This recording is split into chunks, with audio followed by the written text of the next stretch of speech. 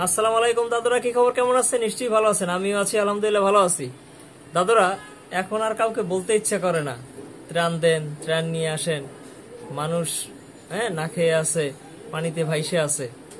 কারণ যুদ্ধকালীন শেষ হয়ে যাওয়ার পরে একটা বন্যা দেখেছি আমরা, এবং এই বন্যাতে অনেক মানুষ হতাহত হয়েছে, অনেক ক্ষয়ক্ষতি হয়েছে, এবং বাংলাদেশের আপামর জনতা কিন্তু ওই বন্যা নিয়ে লেখালেখি করছে, ভিডিও ফুটেজ ধারণ করছে।